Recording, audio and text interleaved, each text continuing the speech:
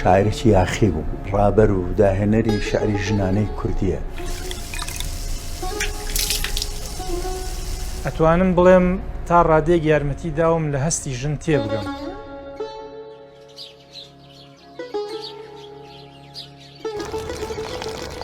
ئەوان سەرقافڵەن بۆ ئێمە، ئەگەر ئەوان نەبوونای ئێمەش ناوین.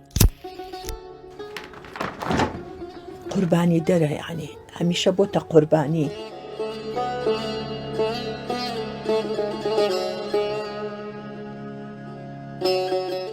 هەڵگری دوو ڕوحە، ڕوحێکی یاخی، ڕوحی دووهەمیان ڕوحی مناڵێکی بزیێوە.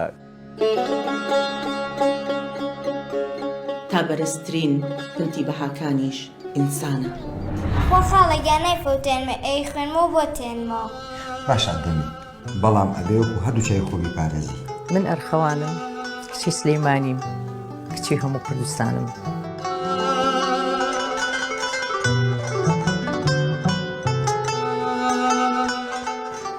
باوکە ژیان، خانم بۆتە شاعیر، ئەم هەموو دەستنووس و شعرانەی ئەو نووسیوێتی.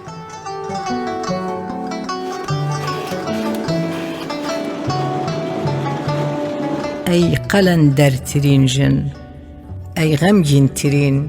پێم وایە تۆ باسی تەنیایی ناکەیت، بەڵکو تەنیایی ئەنووسیتەوە.